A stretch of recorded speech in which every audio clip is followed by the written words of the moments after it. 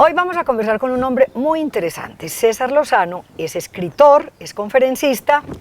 Hola Liliana, ¿cómo estás? Muy bien, gracias. ¿De qué? ¿Conferencista de qué? Bueno, en los últimos 20 años dedicado profundamente a investigar, a estudiar y a promover todos los temas de liderazgo y el desarrollo que ha tenido a lo largo de los años en el mundo corporativo, pero también en el plano personal. Empecemos por definir quién es un líder y cómo se define un buen liderazgo. Básicamente, para hacerlo simple, es entender lo que es, ha sido y será siempre el liderazgo, que es una composición de 3 elementos. Es la capacidad de generar una confianza en alguien para uno seguirlo. Esa confianza se fundamenta en tener un actuar coherente y en establecer una buena conexión, es decir, un buen relacionamiento. En la medida en que yo haga eso, voy a tener una capacidad de liderazgo e influencia sobre otros. Hablando ya de las generaciones, digamos que el reto grande está en entender cuál es el liderazgo que los jóvenes necesitan para entregar su máximo potencial en función de la empresa o en función de la sociedad o en función de la familia misma, si estamos hablando del líder papá o líder mamá. Muy bien. De todas maneras, digamos que entre la generación mayor, como la que yo represento, y estos chiquitos jóvenes que ya están en el mundo laboral, 20, 22 años, encuentro una gran dificultad en ubicar ese lenguaje que este muchacho o esta chica asimilen bien, ¿cierto? Porque pareciera que habláramos el uno en francés y el otro en chino. Hay que entender que estas nuevas generaciones son unas generaciones que, podríamos decir, han tenido una serie de comodidades alrededor de su vida que les hace entender la vida de una manera muy especial. En Estados Unidos, por ejemplo, los llaman, bueno, no hay una traducción muy literal en español de cómo lo llaman allá, pero digamos que si lo dijéramos en nuestros términos, los llaman merecidos. Es una generación de chicos muy merecidos. Sí, muy merecidos. Todos se lo merecen. Todos se lo merecen. Sí, Entonces, como todos se lo merecen, se les dificulta, digamos que el gran reto que tienen ellos es que tienen unos muy bajos niveles de resiliencia. Como no tienen resiliencia, no tienen muy buen manejo de la frustración. Y no tienen tolerancia de ninguna clase. No tienen tolerancia a la frustración. Entonces, cualquier pequeño problema se les puede perfectamente convertir en el problema, que no es de nuestras generaciones. Nuestras generaciones, por las circunstancias que vivieron, pues estuvimos acondicionados a enfrentar el reto y superarlo y dejar la piel en el alambrado si era necesario, pero lo hacíamos. Ellos no.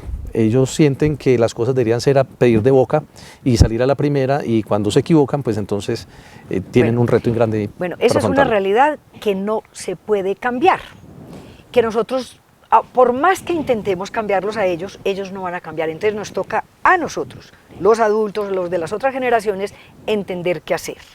Así es. Y el qué hacer estaría entonces orientado a comunicarnos con ellos de una manera distinta, mientras que nosotros perfectamente somos capaces de recibir instrucciones y de recibir una guía a través de directrices.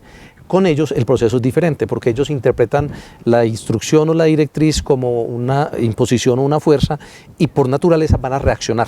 Y van a reaccionar mal. ¿Qué hacer? Entonces, ¿Cómo se les habla? Se les debe hablar en un plano más de amigos, que para nosotros es difícil entenderlo, porque nosotros siempre tenemos la jerarquía en la mente, ¿cierto? Es la distancia entre el jefe y el colaborador. Para ellos esa distancia no existe y no debe existir. Entonces es un acercamiento de amigos, una conversación como si nos estuviéramos tomando un par de cervezas juntos. Pero eso implica entonces, uno entendería que estos chicos no tienen problema con las distintas generaciones o las edades. O sea, si yo estoy mucho mayor, él asimilaría esa forma, digamos, como informal de relacionarnos a pesar de las diferencias. Sí, efectivamente, nosotros somos los que pensamos que si nos acercamos a ellos de esa manera tan amigable, perdemos autoridad. Ellos en su interpretación no van a sentir que van a abusar de nuestra confianza simplemente porque nos acercamos a ellos. Es muy bueno tu planteamiento, porque abre un poco la luz a entender que no corremos peligro nosotros en ese acercamiento de ser vistos como faltos de autoridad.